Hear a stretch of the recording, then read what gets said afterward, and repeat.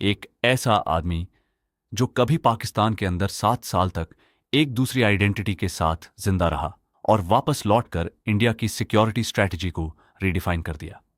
एक ऐसा स्ट्रैटेजिस्ट जो बैटलफील्ड में गन लेकर नहीं, इंटेलिजेंस लेकर लड़ता है। ये कहानी है एक आईपीएस ऑफिसर की जो धीरे धीरे इंडिया का सबसे ट्रस्टेड अंडरकवर ऑपरेटिव बना, फिर इंटेलिजेंस आर्किटेक्ट और फिर मॉडर्न इंडिया की नेशनल सिक्योरिटी थिंकिंग का बैकबोन।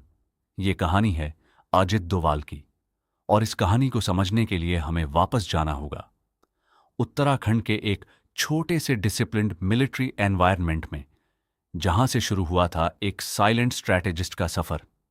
20 जनवरी 1945 को उत्तराखंड के पौड़ी गढ़वाल में अजीत कुमार डोभाल का जन्म हुआ। उनके फादर इंडियन आर्मी में ऑफिसर थे और इसी एनवायरनमेंट ने बचपन से ही डिसिप्लिन और रिस्पॉन्सिबिलिटी उनकी पर्सनैलिटी का पार्ट बना दिया। आर्मी बैकग्राउंड में ग्रो करना मतलब होता है स्ट्रक्चर्ड थिंकिंग डेवलप होना। इसी एनवायरनमेंट ने उन्हें समझाया कि देश की सिक्योरिटी सिर्फ बॉर्डर पर खड़े सोल्जर्स से नहीं, बल्कि इंटेलिजेंस नेटवर्क से भी प्रोटेक्ट होती है। ऑब्जर्वेशन उनकी बचपन की हैबिट थी और वही हैबिट बाद में उनकी सबसे पावरफुल इंटेलिजेंस स्किल बन गई। उन्होंने स्कूलिंग आजमर मिलिट्री स्कूल से कंप्लीट की। ये स्कूल सिर्फ एकेडमिक्स नहीं सिखाता, बल्कि लीडरशिप और प्रेशर में डिसीजन लेना सिखाता है। यहीं उन्होंने रियलाइज किया कि बैटलफील्ड सिर्फ गन से नहीं, बल्कि इंटेलिजेंस और स्ट्रेटजी से जीता जाता है। 1968 में Ajit Doval Indian police service join करते हैं और केरला काडरे अलॉट होता है। उस वक्त केरला पॉलिटिकली सेंसिटिव रीजन था, जहां इंटरनल सिक्योरिटी मॉनिटरिंग इंपॉर्टेंट थी। एक यंग आईपीएस ऑफिसर के रूप में उन्होंने सिर्फ पोलीसिंग नहीं की, बल्कि सिचुएशंस को डीपली एनालाइज करना शुरू किया।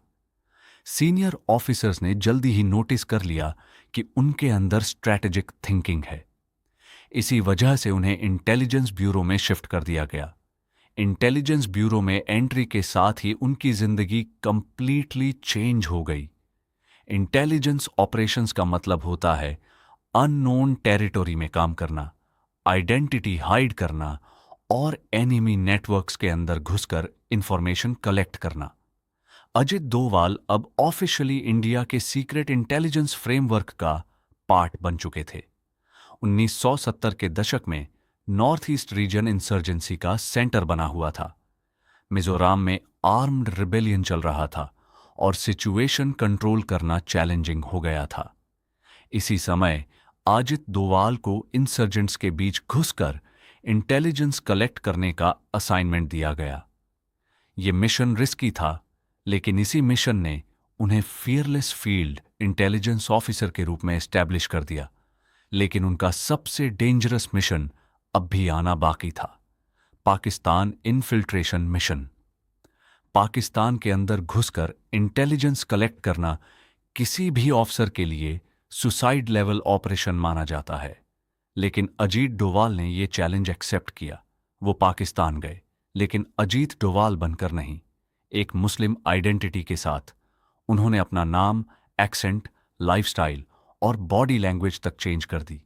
एक दिन या एक साल नहीं, पूरे 7 साल तक वो पाकिस्तान के अंदर अंडरकवर रहे। वो लोकल लोगों के साथ रहते थे, मस्जिद जाते थे और धीरे धीरे सिस्टम के अंदर घुसकर इंटेलिजेंस नेटवर्क बिल्ड करते गए। इस मिशन के दौरान एक मोमेंट ऐसा भी आया जब लाहौर में एक शॉपकीपर ने उनसे पूछा, तुम हिंदू हो ना? ये एक लाइफ थ्रेटनिंग सिचुएशन थी। अगर आइडेंटिटी एक्सपोज हो जाती तो मिशन तुरंत खत्म हो जाता। लेकिन अजीत डोभाल ने कामली सिचुएशन हैंडल की और मिशन कंटिन्यू रहा। इसी मिशन ने उन्हें इंडिया के most fearless undercover intelligence officers में इंक्लूड कर दिया। पाकिस्तान से वापस लौटने के बाद उनकी जर्नी का नेक्स्ट फेज और भी डेंजरस था, पंजाब इंसर्जेंसी ऑपरेशंस। 1980 के दशक में पंजाब नेशनल स्टेबिलिटी का मेजर चैलेंज बन चुका था। मिलिटेंसी रैपिडली स्प्रेड हो रही थी और ग्राउंड इंटेलिजेंस के बिना सिचुएशन कंट्रोल करना ऑलमोस्ट इम्पॉसिबल हो रहा था। इसी समय अजित डोवाल को मिलिटेंट्स के नेटवर्क के अंदर घुसकर इंटेलिजेंस कलेक्ट करने का मिशन दिया गया।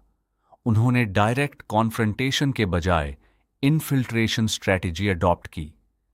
मिलिटेंट्स के इकोसिस्टम के अंदर रहकर उन्होंने प्लानिंग पैटर्न्स और कम्युनिकेशन स्ट्रक्चर को समझा। इंटेलिजेंस सुपरियोरिटी ने सिक्योरिटी फोर्सेस के ऑपरेशंस को स्ट्रॉन्गर बना दिया। इसी फेज में अजीत डोवाल इंटेलिजेंस सर्कल्स में फील्ड स्ट्रैटेजिस्ट के रूप में पहचाने जाने लगे। 1999 में एक और क्रिटिकल मोमेंट आया जब इंडियन एयरलाइंस फ्लाइट 814 हाईजैक हो गई और एयरक्राफ्ट कंदहार ले जाया गया। प्लेन में 170 से ज्यादा पैसेंजर्स थे और पूरा देश टेंशन में था। इंडियन गवर्नमेंट ने निगोशिएशन टीम कंदहार भेजी, जिसमें अजीत डोवाल भी शामिल थे। निगोशिएशन ऑपरेशंस इंटेलिजेंस ऑफिसर्स के करियर के सबसे डिफिकल्ट असाइनमेंट्स में से होते हैं। इस सेंसिटिव सिचुएशन में काम असेसमेंट और strategic negotiation approach extremely important होती है। अजित डोवाल ने इसी रोल में कंट्रीब्यूशन दिया। इस इंसिडेंट ने इंडिया को एक पेनफुल लेसन दिया। टेररिज्म के अगेंस्ट सिर्फ डिफेंसिव डिप्लोमेसी काफी नहीं होती। ये रियलाइजेशन बाद में इंडिया की काउंटर टेरर स्ट्रैटेजी चेंज करने का फाउंडेशन बना।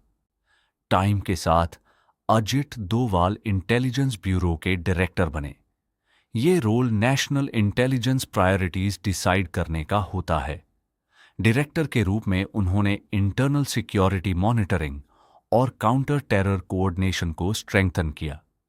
ये फेज उनके करियर का ट्रांसफॉर्मेशन फेज था, जहां वो फील्ड ऑफिसर से नेशनल सिक्योरिटी प्लानर बनने लगे।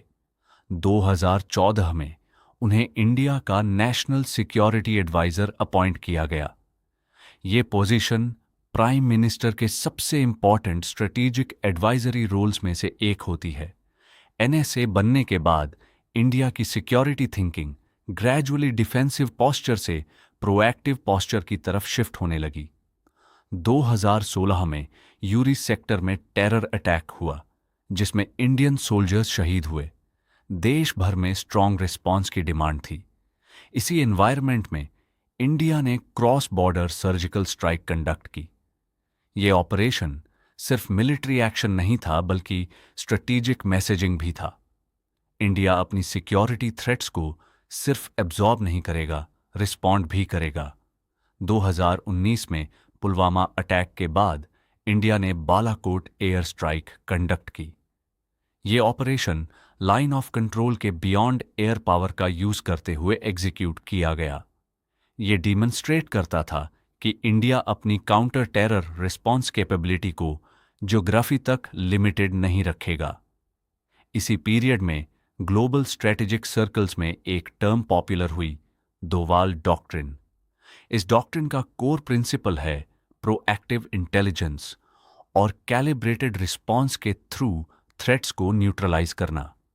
यह अप्रोच एस्केलेशन क्रिएट करने के लिए नहीं, बल्कि डिटरेंस एस्टैब्लिश करने के लिए डिजाइन की गई है। इंडिया चाइना बॉर्डर टेंशन्स के दौरान भी अजित डोवाल ने हाई लेवल सिक्योरिटी डायलॉग्स में इंपॉर्टेंट रोल प्ले किया। मॉडर्न सिक्योरिटी स्ट्रैटेजी सिर्फ बैटलफील्ड तक लिमिटेड नहीं होती, उसमें डिप्लोमेसी, साइबर डोमेन और जियोपॉलिटिकल कोऑर्डिनेशन भी इंक्लूड होता है। अजित डोवाल की जर्नी एक यंग आईपीएस ऑफिसर से पाकिस्तान इन्फिल्ट्रेशन ऑपरेशंस तक, मिलिटेंट्स के बीच अंडरकवर मिशन से कंधार नेगोशिएशन तक, और फिर नेशनल सिक्योरिटी एडवाइजर के रूप में इंडिया की सिक्योरिटी डॉक्ट्रिन शेप करने तक का सफर रिप्रेजेंट करती है। ये सिर्फ एक इंडिविजुअल करियर स्टोरी नहीं, बल्कि इंडिया की इवॉल्विंग सिक्योरिटी स्ट्रैटेजी की स्टोरी है।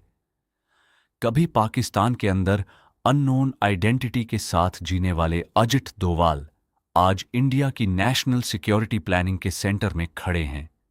इंटेलिजेंस वर्ल्ड में सक्सेस का मतलब विजिबल विक्ट्री नहीं, बल्कि इनविजिबल स्टेबिलिटी होता है। और इसी इनविजिबल स्टेबिलिटी के आर्किटेक्ट्स में अजीत डोवाल का नाम हमेशा इंक्लूड किया जाएगा। और शायद इसीलिए अजीत डोवाल सिर्फ एक ऑफिसर नहीं है, वो एक स्ट्रेटजी है। और अगर आपको अजीत डोवाल की ये इनक्रेडिबल जर्नी इंस्पायरिंग लगी हो तो वीडियो को लाइक जरूर करें, क्योंकि ऐसे रियल लाइफ हीरोज की कहानियां ज्यादा लोगों तक पहुंचनी चाहिए। अगर आप फ्यूचर में भी इंडिया के सीक्रेट ऑपरेशंस, इंटेलिजेंस स्टोरीज और रियल लाइफ स्ट्रैटेजिस्ट्स की पावरफुल बायोग्राफीज देखना चाहते हैं तो चैनल को सब्सक्राइब करना बिल्कुल मत भूलिए। मिलते हैं नेक्स्ट एपिसोड में।